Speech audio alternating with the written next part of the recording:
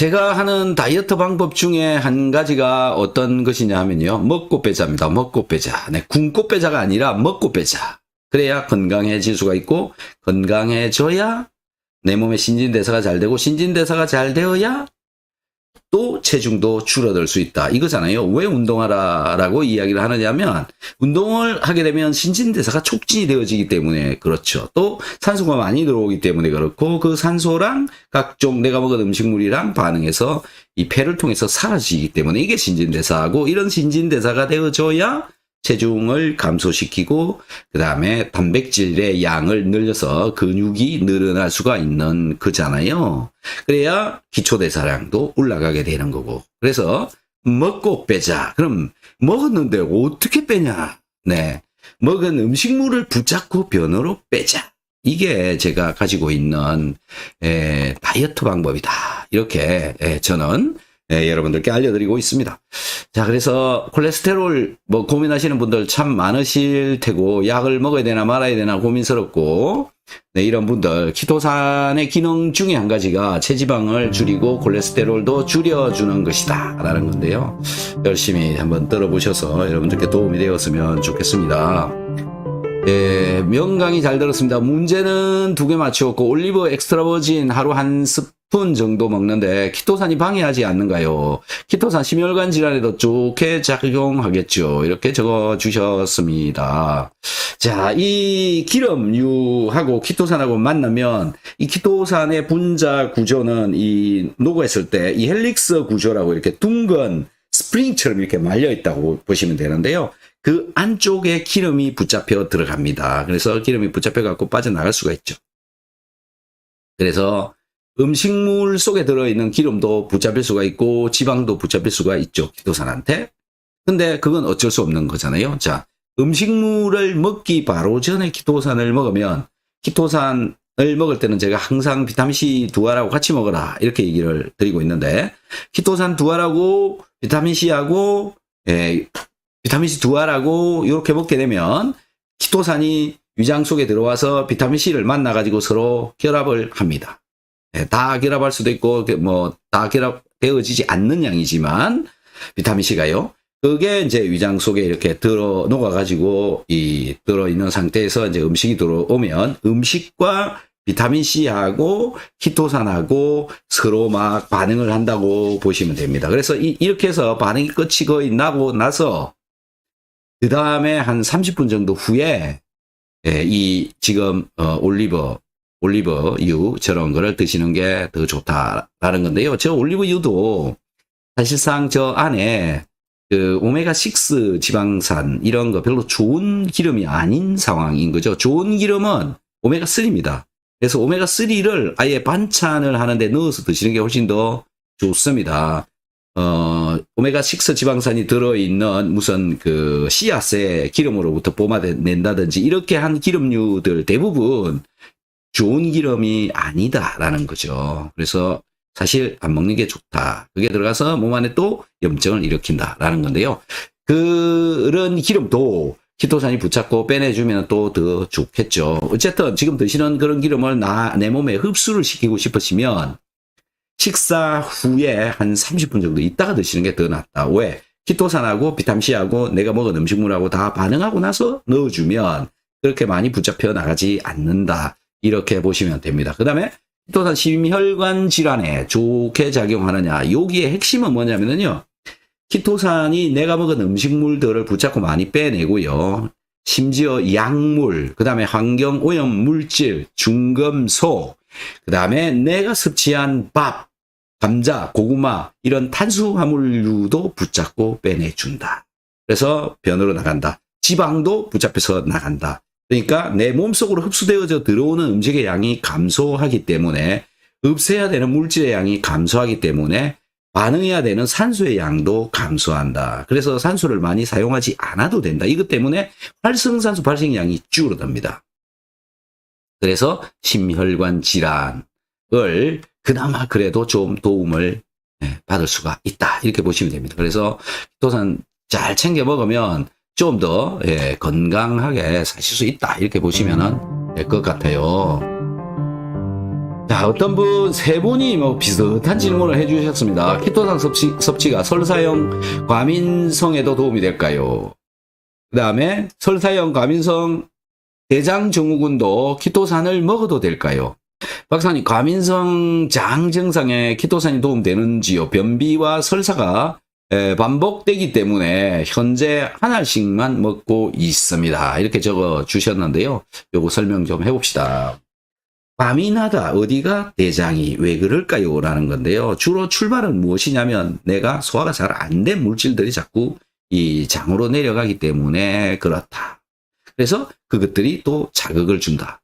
문제를 일으킨다. 그 다음에 또 한 가지는 장이 활성화되어지고 장이 힘을 가지고 또 장 속에서 면역 기능을 가지고 또 장 속에서 분비되어져 나오는 각종 생체 조절 물질, 호르몬 이런 것들이죠. 이런 게 분비가 잘 되려면 내가 섭취한 각종 음식물 중에 들어있는 영양소가 대장에까지도 내려가야 됩니다. 심지어 장을 좋게 하려면 글루타민이라고 하는 아미노산을 먹게 되면 이 아미노산이 장의 에너지원이 됩니다.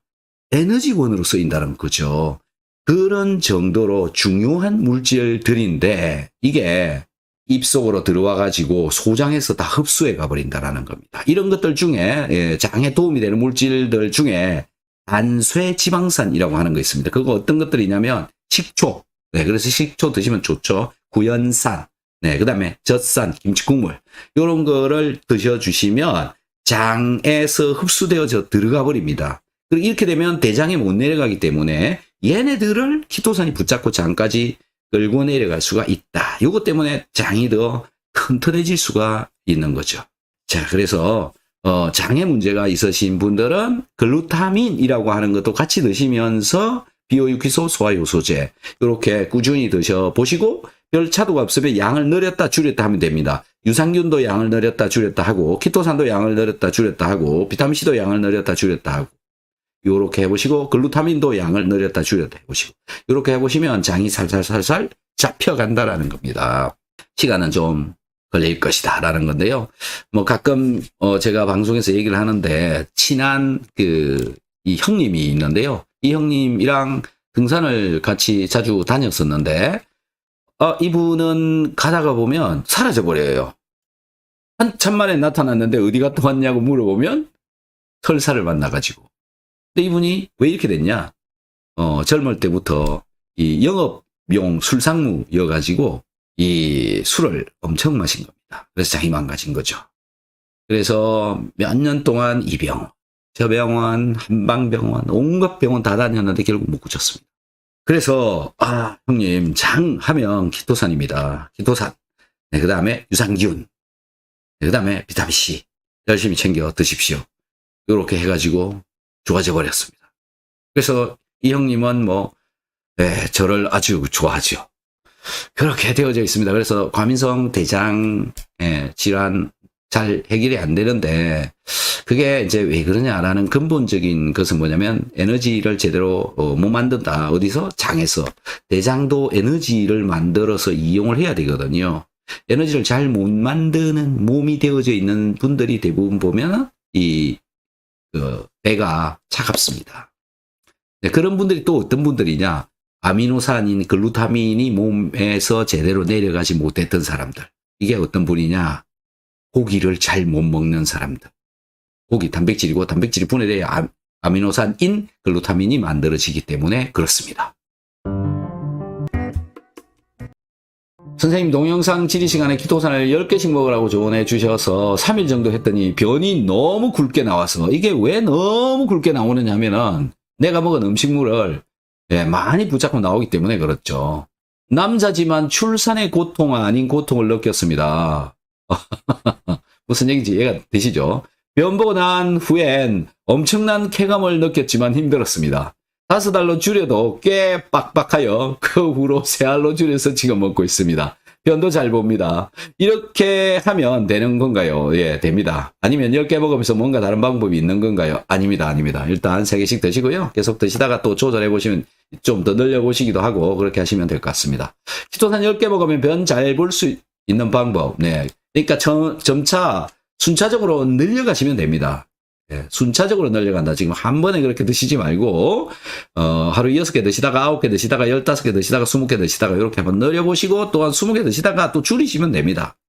예, 그런 방법으로 예, 관리를 좀 해보시면 좀 더 나은 방법이 되지 않을까 이렇게 생각이 되어집니다. 그래서 영양제는요 항상 처음 드시면 조금씩 늘려가시고요. 그 다음에 이제 최대한 좀 늘려보시다가 또 줄이면 됩니다. 요게 있어야 되는 거죠. 또 시간 좀 지나면 또 한번 늘렸다가 줄였다가 요렇게 해보시면 안 된다. 특히 그 키토산을 먹게 되면 또 변비가 가끔 오는 분들이 있거든요. 그런 분들도 역시 늘렸다가 변비가 오면 끊었다가 또 먹었다가 끊었다가 먹었다가 끊었다가 이러면 나중에는 먹어도 변비가 오지 않습니다. 그만큼 이제 몸이 조절할 수 있는 능력을 가지게 되는 거죠. 항상성 능력을 가질 수 있게 되는 거죠.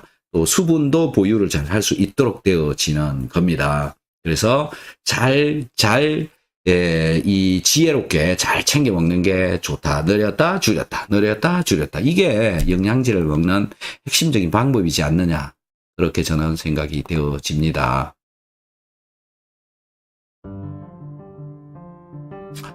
박사님 안녕하세요. 고지혈증 때문에 키토산을 찾다가 박사님 유튜브에서 많은 도움 받았습니다. 저는 키토산과 차전자피를 같이 섭취하려 하는데 둘 다 흡착하는 물질이라 시간 간격을 띄고 먹는 게 좋을까요? 자, 이거 이제 아주 좋은 질문이신데요.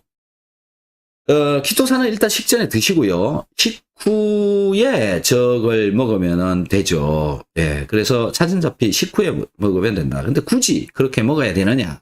네, 안 해도 되는데 정 하고 싶으면 뭐 해도 되죠. 정 하고 싶으면 하는데 두 개를 분리를 해서 먹는다. 이렇게 먹으면 식이섬유질의 양은 이제 훨씬 더 증가하고요. 변의 양도 훨씬 더 증가하겠죠. 두 개의 차이는 뭐냐면은 이 차전자피는 부푼다 이겁니다. 물을 먹어가지고 부푼다 이런 개념이고요. 키토산은 아예 녹아버린다라는 겁니다. 녹아서 내가 먹은 음식물 중에 들어있는 여러 분자들과 이렇게 모아져서 결합을 해서 콜레스테롤 같은 거 붙잡고 빼내버린다. 그 다음에 기름, 지방도 붙잡고 변으로 빼내버린다. 이렇게 되는 거고요. 얘는 결합성이 없고 그냥 이렇게 뭐랄까 둘러싼다? 차전자피는 이렇게 둘러싼다? 이런 개념이라고 보시면 됩니다. 그리고 반응성이 낮아서 뭐 이렇게 붙잡는 능력도 훨씬 더 떨어진다. 그렇게 되어져 있는 거다라고 보시면 돼요. 차전자피는 스펀지 같은 거다 이렇게 보시면 되고요. 키토산은 아예 녹아있는 녹는 식이섬유질이다. 이런 이제 차이가 있습니다. 자, 두 개 다 드시면 좀 더 도움은 되겠죠. 그렇게 드셔도 크게 문제가 없다. 키토산은 언제 먹어야 할까요? 빈속에 먹어도 될까요? 네, 빈속에도 먹어도 되는데요. 식사하기 바로 전에 비타민C랑 같이 먹는 게 가장 좋다. 그렇게 되어지면 비타민C 흡수율도 좋아지고요. 비타민C가 훨씬 더 혈중으로 더 잘 들어가는데 서방성을 가질 수가 있다. 천천히 12시간 지속형 비타민C가 되어질 수가 있다. 이런 게 키토산하고 같이 먹을 때의 장점입니다. 그래서 제가 꼭 키토산 먹을 때는 비타민C 2알하고 같이 먹어라. 이렇게 여러분들께 말씀드리고 있죠. 그렇게 한번 해보시면은, 한번 뭐 해보시면은 표시가 납니다.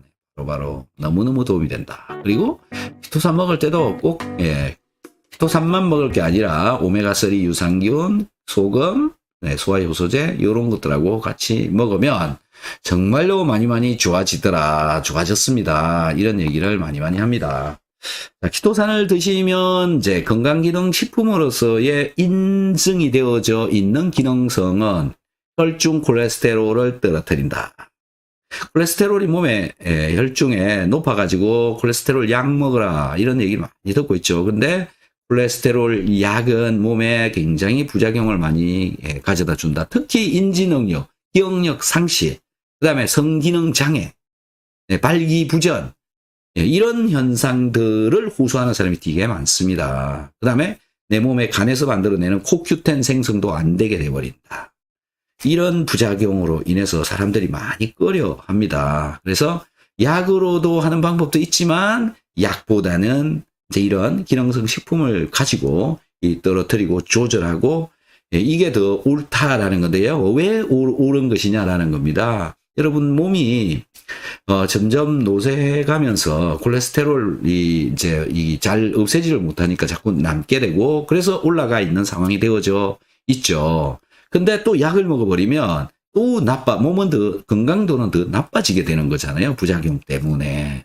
그렇지만은 그런 거 다 안 하고 좀 더 건강하게 만들면 콜레스테롤을 더 없앨 수 있는 몸으로 만들면 되잖아요.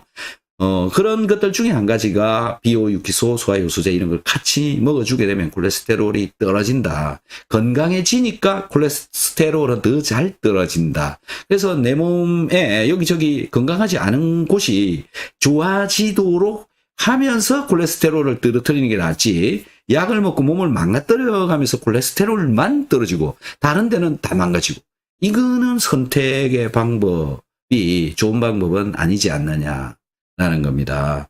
그래서 콜레스테롤은 그런 방법을 택해서 가보면 좋을 것 같다.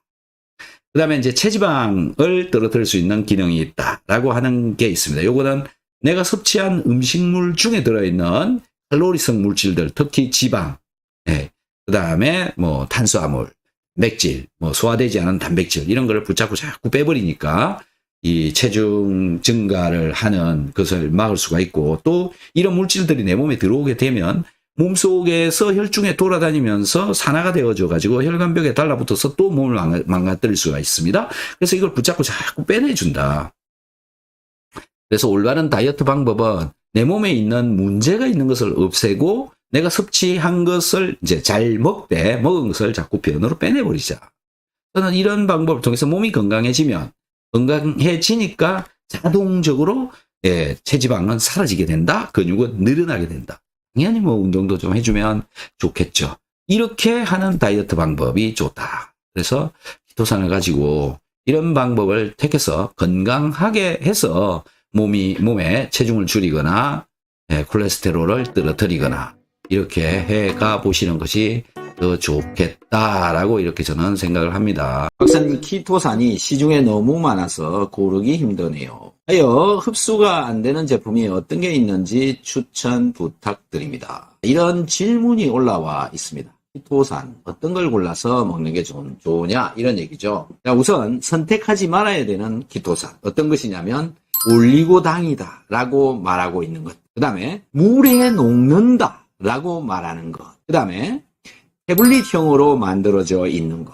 이런 것들은 선택을 하지 않는 게 좋다. 올리고당이라고 하는 것은 키토산 분자를 잘게 잘라 놓은 겁니다. 이름이 키토산 올리고당 이런 형태로 되어져 있는데요. 키토산 식이섬유질로서 전혀 기능을 하지 못한다. 그래서 키토산은 고분자 키토산을 섭취를 하는 것이 좋다. 고분자로 되어져 있어야 내 몸에서 분비되어져 나오는 담즙산을 붙잡고 대장으로까지 끌고 내려갈 수가 있다라는 거죠. 그래서 올리고당으로 만들어져 있는 키토산, 그게 의미가 없다. 그 다음에 태블릿형으로 되어져 있는 거 있습니다. 태블릿, 그러니까 알맹이, 비타민C처럼 알맹이로 만들어져 있는 키토산. 그건 먹으면 위장 속에 들어가 가지고요. 녹지도 않고 그냥 그대로 있다.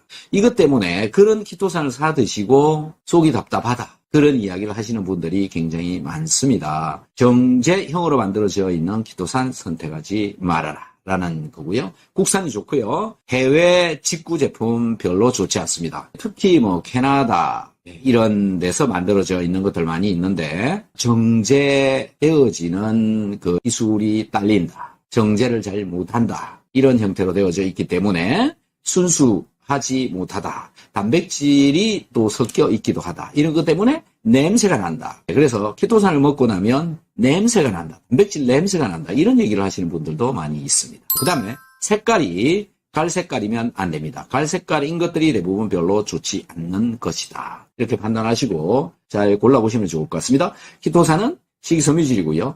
위장에서 녹는 양이온성 고분자다. 그래서 그런 종류들이 하는 기능, 내가 먹은 음식물들을 붙잡고 변으로 빼내준다. 내가 먹은 음식물 중에 소화가 제대로 되어지지 않은 백지를 붙잡고 빼내준다. 이런 기능들이 있다. 그 다음에 또 한 가지가 키토산을 먹게 되면 내 장 속에 살고 있는 균들이 일부를 분해를 해서요. 일부라고 하면 거의 2% 미만입니다. 굉장히 적은 양을 분해를 해서 분해되어진 그 키토산이 흡수되어져 들어가서 백혈구를 증식시키는 그런 기능들이 있더라.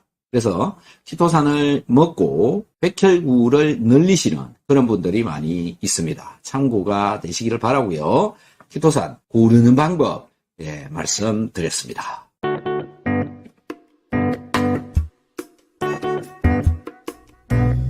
비타민C를 먹고 본 좋은 효과에 대해서 적어주셨습니다. 수면 양말에서 해방에 공감한다. 수족 냉증인데 며칠 동안 비타민C 15정씩 복용했는데 손발이 전보다 따뜻해지고 눈곱이 많이 끼는데 그것도 개선된다면 너무 좋겠습니다. 선생님 말씀이 영양제네요. 이렇게 적어 주셨습니다. 자, 여기에서 비타민C를 먹으면 왜 몸이 따뜻해질까요? 라는 건데요. 몸이 따뜻해진다라는 것은 무엇을 의미하느냐? 내 몸에서 에너지를 생산을 많이 하는 몸이 되었다. 이런 얘기가 되죠. 비타민C를 먹는데 왜 에너지 생산량이 증가하느냐? 소화가 잘 되기 때문에 그렇습니다. 그리고 호흡을 통해서 들어온 산소가 세포에 훨씬 더 잘 공급이 되어진다. 이것 때문에 세포의 에너지 대사가 훨씬 더 활발해진다. 에너지 대사가 활발해진다. 포도당이 잘 없어진다. 에너지를 많이 만든다. 몸에서 열이 난다. 그 열이 온 몸 전체에 잘 골고루 잘 공급이 되어진다. 라는 것 때문에 비타민C를 먹으면 신진대사가 좋아진다. 이런 효과를 볼 수가 있다라는 거고요. 또 한 가지 이유는 비타민C가 혈액 속에 들어와서 혈중에 들어있는 나트륨을 붙잡고 이 세포로 전달시켜준다. 즉 소금을 세포로 좀 더 잘 갈 수 있도록 해주는 역할을 한다. 라는 것 때문에 세포에서 에너지 대사가 또 훨씬 더 잘 되어진다. 그래서 염분을 먹고 몸이 따뜻해졌습니다. 이런 얘기를 하시는 분들 있죠. 비타민C 먹고 몸이 따뜻해졌습니다. 이런 얘기는 지금 보여드린 댓글에서도 보실 수 있듯이 몸을 따뜻하게 하는 데는 비타민C와 소금이 중요한 영양소이다라는 건데요. 누구나 다 해당되는 게 아닙니다. 혹시나 비타민C도 잘 먹고 있고 그 다음에 소금도 잘 챙겨 먹는데 몸이 왜 따뜻해지지 않느냐. 또 이런 경우도 있습니다. 그런 분들의 경우에는 또 다른 원인이 주로 호르몬 계통 이런 게 정상적으로 안 돌아가고 있는 경우에도 일어나기도 합니다. 그리고 또 섭취하는 에너지 양이 에너지로 쓸 수 있는 음식 영양소의 양이 너무 적어서 그런 일이 있을 수도 있다라는 거고요. 겨울이 왔는데 몸이 따뜻하게 되어지는 것은 나를 건강하게 하는 것 중에 굉장히 중요한 거다. 그래서 저녁에 주무실 때만이라도 따뜻하게 주무시고 아침에 일어났을 때 체온이 36.5도 이상, 약 37도 가까이가 되어지도록 주무시는 것이 몸을 건강하게 하는 데는 굉장히 중요하다. 왜 그러냐면 우리 몸 속에서 만들어져 나오는 각종 이 효소들, 그 다음에 호르몬들 이런 것들은요 37도일 때 가장 반응성이 높습니다. 생체 세포 반응을 굉장히 잘한다. 체온이 높아야 반응이 잘 되어진다라는 것 때문에 그렇습니다. 하루 중에서 잠자는 시간만이라도 몸을 따뜻하게 하고 주무셔라. 머리는 차갑게, 발은 따뜻하게 해라. 라고 하는 선조들의 지혜로운 이야기도 참고가 되었으면 합니다. 자, 콜레스테롤을 개선시키는 것에 관한 이야기를 좀 해보도록 하겠습니다. 저의 그 젊은 시절의 사진인데요. 개를 먹고 키토산을 만들어서 연구를 했습니다. 지금부터 2년 전에 이런 질문이 올라와 있었습니다. 궁금한 게 있는데요. 키토산은 기존에 내 몸속에 있던 콜레스테롤을 흡착해서 배설시키는 건가요? 아니면 키토산을 먹고 난 후에 먹은 음식물들의 콜레스테롤 지방 성분을 흡착해서 배설하는 건가요? 그래서 어떤 분이 저도 이 점이 궁금합니다. 또 어떤 분이 답을 얻으셨나요? 저도 무척 궁금합니다. 이렇게 적어주셨는데요. 제가 정리를 좀 해드리도록 하겠습니다. 자, 이 물에 녹지 않는 물용성 식이섬유가 있고요. 물에 녹는 수용성 식이섬유가 있는데 두 개가 조금 차이가 있죠.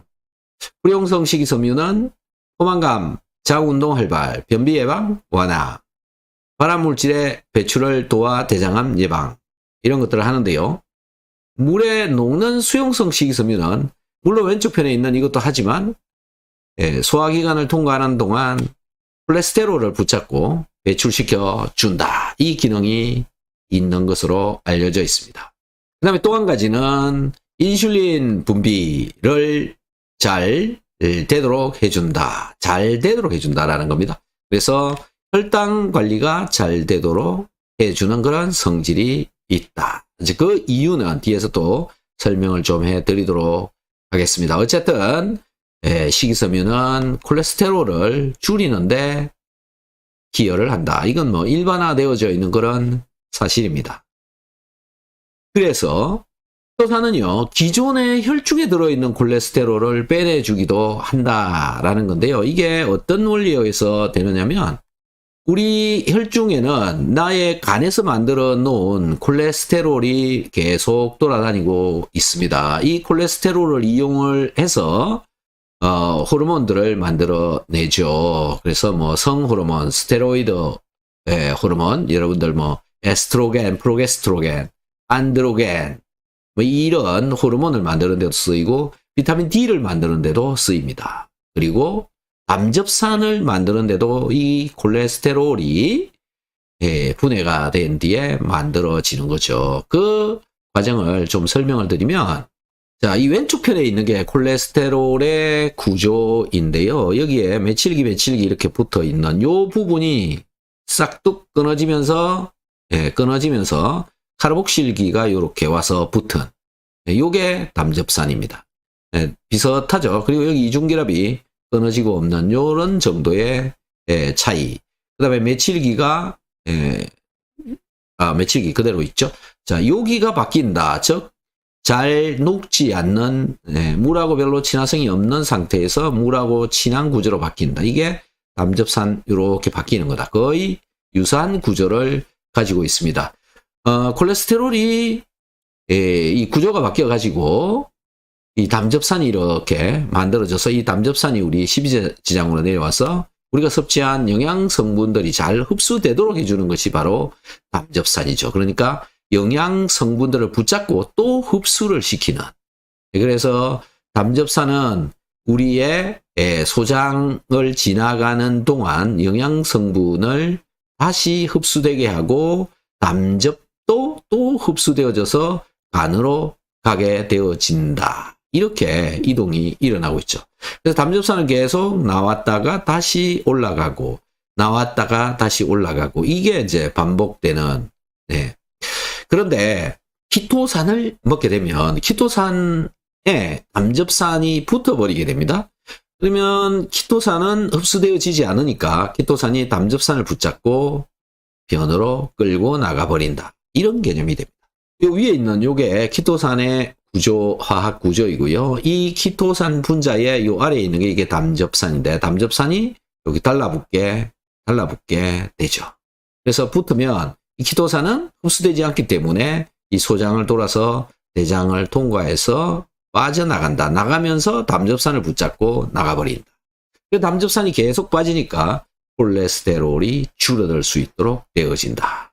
그 다음에 두 번째, 음식 중에 들어있는 콜레스테롤을 또 빼내버리기도 합니다. 우리가 섭취하는 음식물들 중에 뭐 계란이라든지 새우라든지 콜레스테롤이 많이 들어있는 뭐 이런 육류들, 이 콜레스테롤도 또 우리의 몸속으로 들어갈 수 있도록 되는데요. 우리 혈중에 들어오는 총 콜레스테롤 중에, 혈중에 들어있는 총 콜레스테롤 중에 음식으로부터 공급되어지는 양은 약 20% 정도밖에 되지 않는다고 합니다. 하지만 그것마저도 키토산은 붙잡고 빼내버린다. 그래서 연구되어져 있는 논문을 좀 살펴보면요. 우리 위장은 산성 상태로 되어져 있고 이 산성이기 때문에 키토산이 여기에서 용액 상태로 녹아서 존재하게 되나, 음식물이 12지장으로 내려가면 여기에 이제 중성의 pH가 되어집니다. 예, 그 탄산수소 나트륨과 같은 그런 물질들이 내려와가지고 중화를 시켜버리기 때문에 그렇죠. 자, 그러다 보니까 키토산이 분자가 이렇게 뭉칩니다. 둥글게. 일종의 콜로이드 형태로 만들어지게 되고요. 이 갈색깔 둥근 구슬, 이게 콜레스테롤인데 콜레스테롤이 키토산 분자 속으로 들어가서 붙잡혀 가지고 변으로 빠져나가게 되어진다. 이런 과정을 거치게 되어진다. 이래서 음식 중에 들어있는 콜레스테롤이 배출되어지게 된다. 이래서 콜레스테롤을 떨어뜨리는 이 두 가지 형태의 메커니즘으로 키토산은 콜레스테롤을 줄여준다. 이렇게 보시면 될 것 같습니다.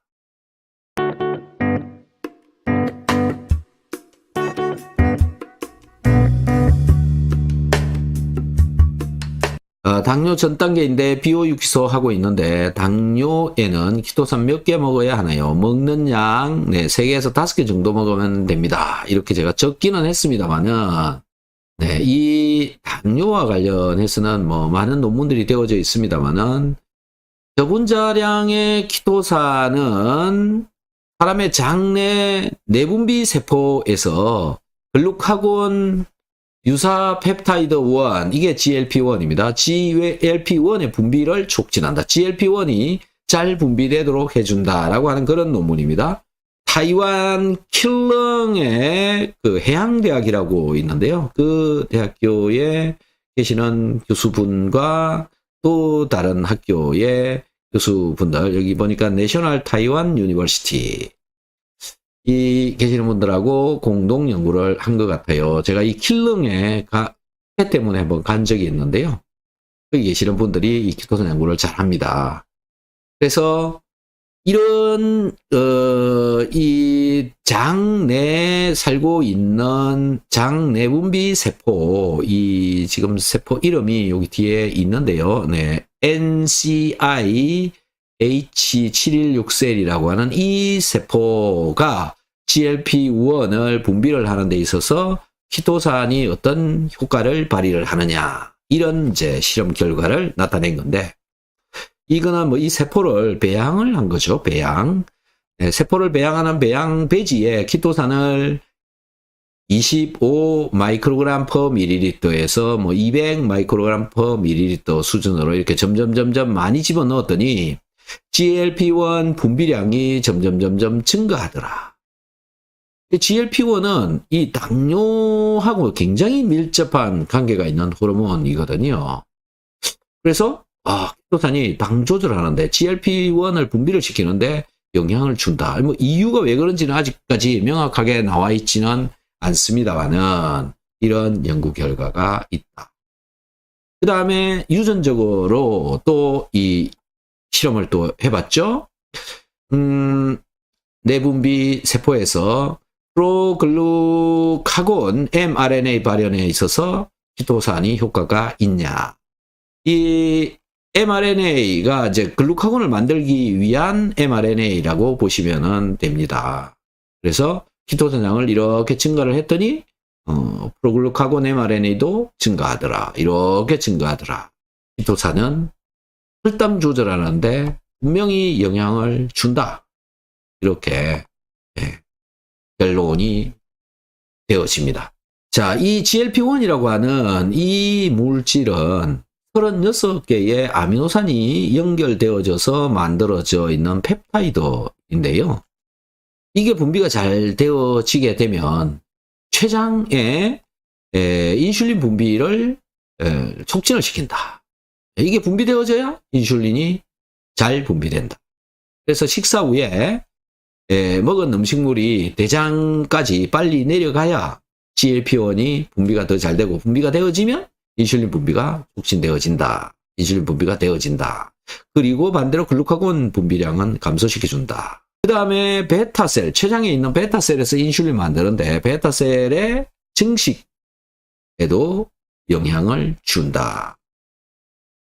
야, 이거 뭐 굉장히 좋은 물질 중에 한 가지인데요. 이런 GLP-1이라고 하는 호르몬은 소화기, 심장, 그 다음에 뇌, 포망, 근육, 신장, 지방 조직 이런 데도 영향을 주는 물질이다. 그래서 내장에서 GLP-1 분비가 잘 되도록 해주는 그 환경을 만들어주는 것은 내 몸을 건강하게 유지 관리하는데 엄청난 도움을 많이 준다라고 할 수 있습니다.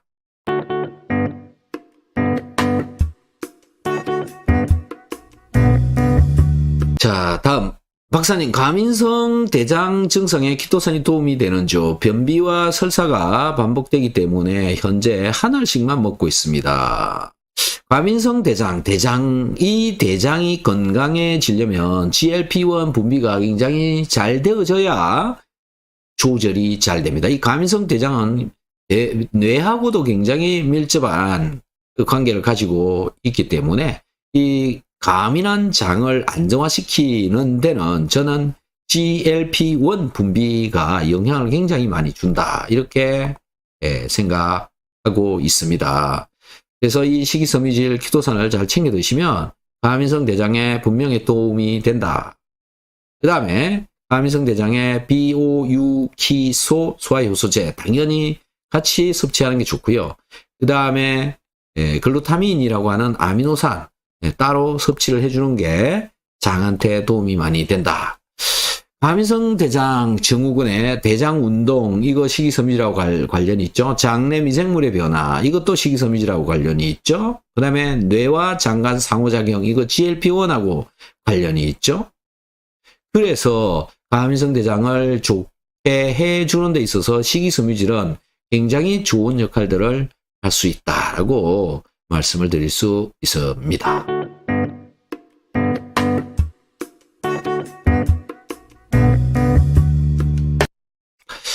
박사님 안녕하세요. 고지혈증 때문에 키토산을 찾다가 박사님 유튜브에서 많은 도움 받았습니다. 저는 키토산과 차전자피를 같이 섭취하려고 하는데 둘 다 흡착하는 물질이라 시간 간격 띄고 먹는 게 좋을까요? 같이 먹는 게 좋습니다. 어떻게 같이 먹느냐? 식사할 때 차전자피도 먹고 키토산도 같이 먹는다라는 거죠. 키토산은 위장에서 녹는 물질이고요. 차전자피는 녹는 것보다는 약간 부풀어 오른다 이런 개념으로 보시면 되는데 차전자피가 생기 모양이 이렇습니다. 이게 뭐냐면은 ARA라고 쓰여져 있고 아라비노스라고 써놨죠. 그 다음에 여기 XYL이라고 써놓고 자일로스라고 해놓죠. 네. 아라비노스의 자일로스가 이렇게 붙어 있는 그런 분자 구조인데 이거 그냥 다 당분이라고 보시면 됩니다. 당. 하지만 이 결합하는 위치가 이 베타 타입을 해가지고 있는 곳이 많죠. 여기도 베타 이것 때문에 얘가 분해가 잘 되어지지 않습니다. 그러니까 장 내에 살고 있는 균들에 의해서 분해되어지지 않는다. 잘 분해되어지지 않는다. 그 다음에 우리 몸에서 분비되어져 나오는 소화효소에 의해서 분해되어지지 않는다.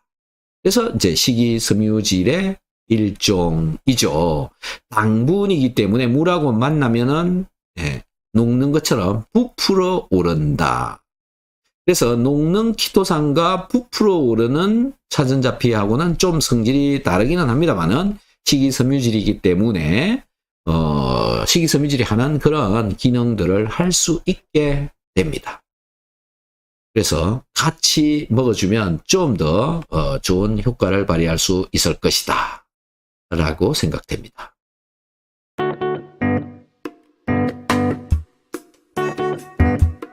선생님 동영상 지리 시간에 키토산을 10개씩 먹으라고 조언해 주셔서 3일 정도 했더니 변이 너무 굵게 나와서 남자지만 출산의 고통 아닌 고통을 느꼈습니다.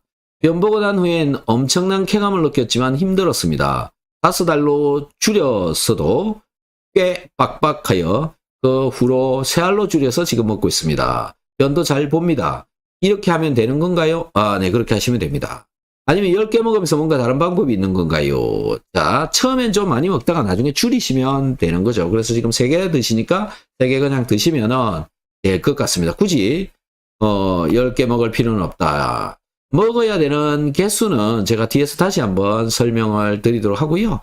키토산을 먹으면 변비가 오는 분들이 있습니다. 이거는 이제 수분을 잘 섭취하지 않으신 분들한테서 주로 일어나는데요.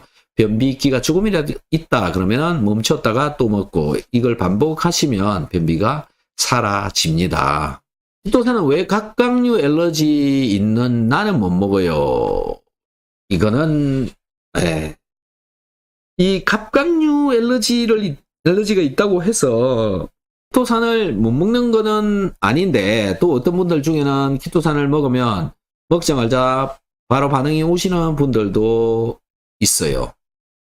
근데 그게 정말 뭐 때문에 그런지는 아직 잘 모르겠는데, 먹어보지 않았다면 저희 이 사무실로 전화를 하셔서 샘플을 좀 보내달라고 하시면 택배비를 부담하시고 20알 정도씩 보내드릴 수 있으니까요.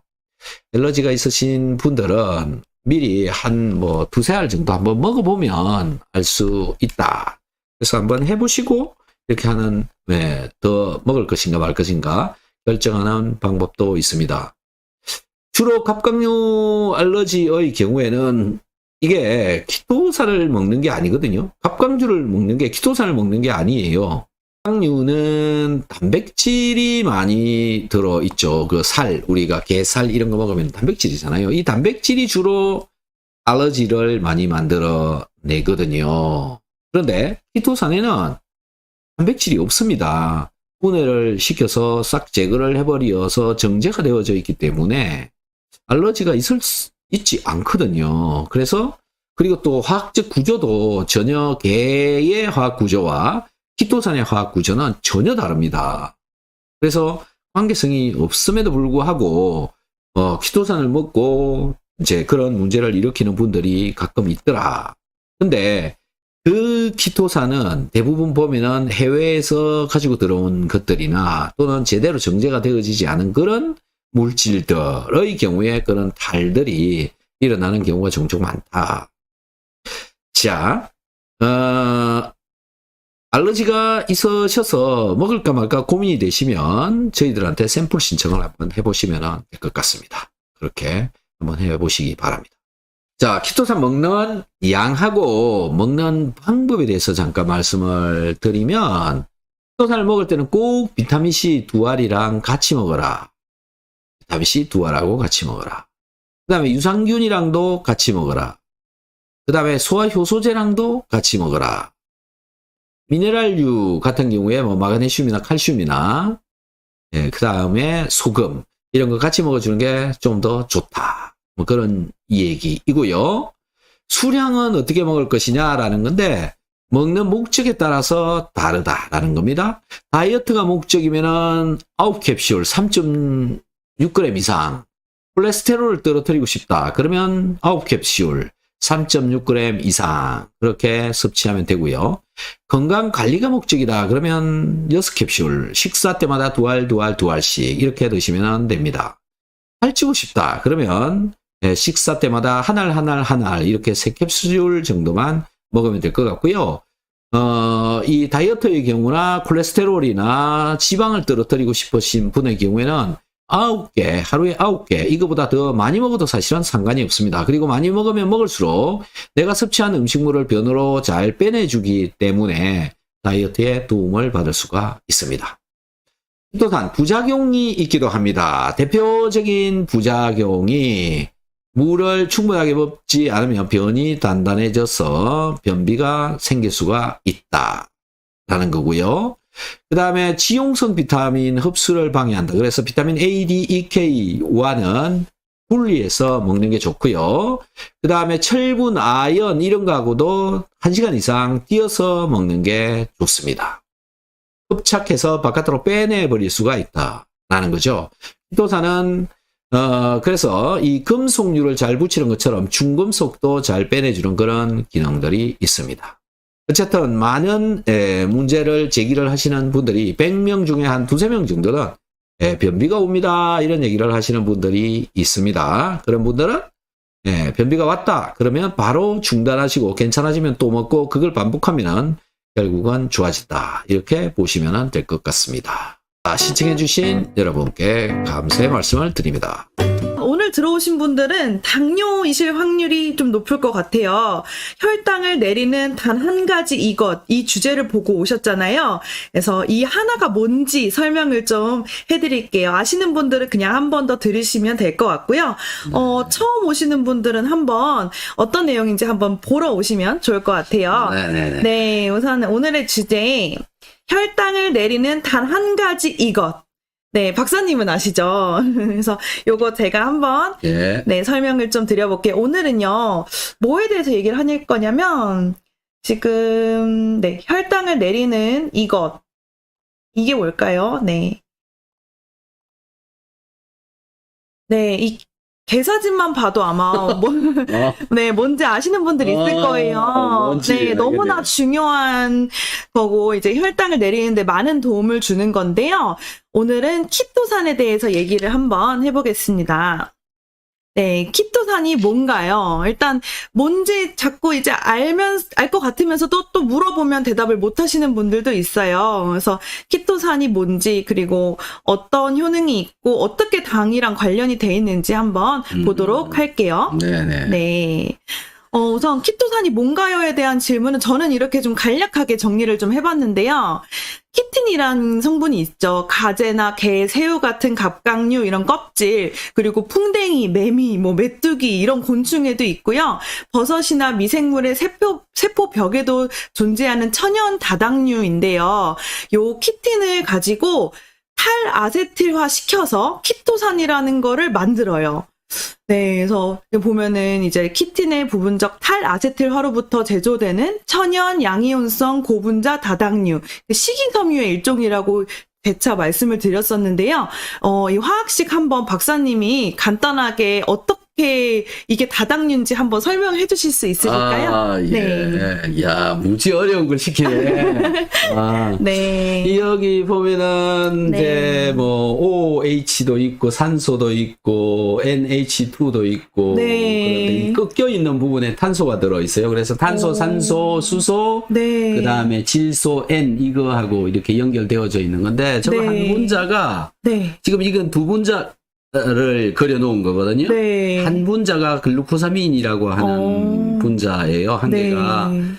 그런데 저게 막 수천 개에서 수만 개가 옆으로 연결되어져 있는 게 키토산이다. 이렇게 보시면 되는데 네. 일반 다른 당들하고의 차이, 그러니까 뭐 셀룰로스라든지 우리가 먹고 있는 밥 이런 것들하고의 차이는 뭐냐면 저 NH2라고 저게 있다. 네. 저 N 질소가 있다. 네. 라고 하는 게 다른 겁니다. 네. 저걸 아미노기라고 했던가요? 그렇습니다. 네. 아미노기라고. 제 기억이 맞군요. 네. 오랜만에 봐서. 네. 네. 그럼 다음 슬라이드 넘어갈게요. 지금 이 키토산이랑 셀룰로스의 화학 구조를 비교해 놓은 그림인데요. 보면은 똑같이 생겼는데 요게 끝이 달라요. 그래서 여기는 용해성, 그러니까 녹는다는 얘기거든요. 키토산은 여기에 속해요. 녹는 식이섬유에 속하고 불용성 식이섬유는 셀룰로스, 우리 이제 뭐 미역이나 야채 이런 데 들어있는 녹지 않는 식이섬유를 말하는데요. 차이라고 하면 요 끝에 OH기 아까 박사님이 말씀하신 아미노기 요게 다르다고 보시면 될 것 같아요. 그렇습니다. 네. 그리고 네, 여기 끝에 화학식 상에서 요게 다른데 어쨌거나 비슷한 구조를 가지고 있어서 같은 식이섬유지만 이 녹는다 안 녹는다의 차이로 보시면 될 것 같고요. 우리가 오늘 볼 그 키토산, 되게 이거 키토산은 용해성 식이섬유다. 그래서 우리 위장에서 녹아가지고 이 역할을 한다고 보시면 될 것 같아요. 네. 네, 박사님, 이거 제가 사진을 발견해서 좀 넣어봤는데요. 사실 잘 안 와닿을게요. 뭐, 키토산 어떻게 만드는 건데, 아무리 들어도, 네, 요렇게 게 껍질로 정말 이렇게 만드나요? 아, 내가 대학원 다닐 때는 네. 저렇게 게를 네. 먹었어요. 아, 저런 게, 저게 이제 킹크랩인데, 그런 거를 10마리씩 사요. 맛있었겠네요. 예, 그리고 그 네. 옆에 제 하늘 위에 선배인데, 네. 이와타라고, 이름이 이와타예요. 아, 네. 틀게를 먹고 있어요, 지금, 저기. 아, 예, 저런 껍질, 저런 것도 네. 몇 상자씩 사와가지고, 하루 종일 아침부터 저녁까지 게만 먹어요. 게랑 되게 예, 충족하셨겠는데요. 예. 그리고 나온 네. 껍질을 갖고, 이제, 연구를 하는 아, 그러고 나온 껍질로 네, 네, 연구를 하셨구나. 네, 그렇군요. 자, 지금 키토산은 알겠어요. 그런데 당뇨에 어떻게 도움이 되는지 조금 더 살펴보도록 할게요. 네, 우선 지금 키토산이 담즙산이랑 만나면 GLP-1을 분비를 조절해 준대요. 이 GLP-1 박사님도 많이 설명을 하셨었는데 제가 한번 다시 간략하게 정리를 좀 해봤거든요. 원래 체내에서 분비되는 성분이라고 하고요. 읽어보니까 뇌의 시상하부, 그러니까 이런 수용체의 결합을 해서 식욕을 억제하는 역할을 하고, 이 편도체가 이 뇌에 있는 그 부분이더라고요. 그래서 요거에 작용을 해서 스트레스 반응을 유발하는 역할을 하고, 임식물의 위장관 통과를 지연시킴으로써 혈당이 너무 빨리 오르지 않게, 그러니까 음식을 먹었을 때 얘가 좀 조절을 해주나 봐요. 네, 그래서 식욕 억제 효과를 내는 그런 물질이라고 알고 있는데, 키토산을 먹으면 이게 담즙산이랑 만나서 GLP-1 분비를 조절해 준다고 합니다. 이 그림 보면은 좀 이해가 쉬우실 텐데요. 우리가 음식을 먹게 되면 글루카곤 같은 경우엔 내려가고 분비가 좀 줄어들고 이제 인슐린은 좀 올라가잖아요. 이제 네. 좀 분비가 되는데 원래는 이렇게 급격히 나왔다가 이제 서서히 이렇게 내려가는데 GLP-1이 요거를 좀 조절해 준다는 거죠. 네, 그래서 이렇게 그렇죠. 밥을 먹을 때 조금 이제 더 올라갈 수 있는데 좀 조절을 해줌으로써 이게 좀 우리가 이제 배부르다 이런 포만감을 좀 갖게 인식을 해주는 역할을 하네요. 네, 그 다음에 두 번째, 요게 아마 가장 중요한 역할일 것 같거든요. 키토산에서. 키토산이 당분 흡수량을 조절을 시켜준다고 합니다. 그리고 혈당 농도를 조절시켜준다고 해요. 이 말인 즉슨 뭐냐면, 제가 이게 그림을 붙여봤는데, 빵, 꿀 같은 거 아니면 이런 케이크 같이 달달하고 우리 몸에서 빨리 흡수가 되는 게 당분이잖아요. 당분. 근데 요거를 키토산이랑 같이 먹게 되면 좀 잡아준다는 얘기인 것 같아요. 네. 네. 장에서 잡아주고. 네, 장에서. 그러니까 얘네가 흡수가 되는데 여기서 장에서 이 키토산이 조금 브레이크 역할을 해준다고 해야 되나요? 그래서 여기 보면은 이제 보통 사람의 혈관은 이렇게 당이 좀 조금씩 이게 드문드문 있는데 이거는 이제 혈당이 높아진 상태거든요. 그러니까 이렇게 되지 않게 키토산이 조금 잡아준다. 이런 역할 때문에 당분 흡수량을 좀 조절을 해준다는 얘기고요. 왜냐하면 키토산은 아까 식이섬유라고 했잖아요. 네, 그래서 식이섬유 다 아시겠지만 두 가지가 있고 녹는 거, 안 녹는 거, 그리고 식이섬유 역할 중에 혈당 조절하는 역할이에요. 식약처에서 이렇게 자료로 정리를 해주셨네요. 배변 활동을 촉진해주고 혈중 콜레스테롤을 조절을 해주고 그리고 이거 혈당 조절. 요거는 저도 영양사 하면서 굳이 생각을 안 했던 부분이거든요. 근데 혈당 조절이란 역할이 굉장히 크게 다가오네요. 요게 지금 키토산의 모양이거든요. 이렇게 알약으로 생겼는데 평소에 야채 섭취 부족하신 분들은 이런 키토산을 좀 먹으면 도움이 될 것 같고요. 네. 당환자도 그렇고 박사님은 혹시 어떻게 드세요? 이렇게 정말 챙겨 드시나요? 키토산이요? 네, 키토산이요. 키토산을요. 네. 제가 1998년도에 박사학위를 받고 한국에 들어왔는데 네. 그 이전까지는 키토산 먹는 것에 대해서 네. 그러니까 우리 일본 홋카이도 대학 네. 그 대학원에서는 키토산 먹는 것에 대해서는 사실 다들 네. 혐오를 하고 있었어요. 아, 혐오요? 네, 왜죠? 그러니까 네. 우리가 연구하고 있는 이 귀중한 재료를 먹는 그 건강기능식품으로 막 이렇게 좀 네. 바꾸려고 하는 그런 것들 때문에 네. 우리 연구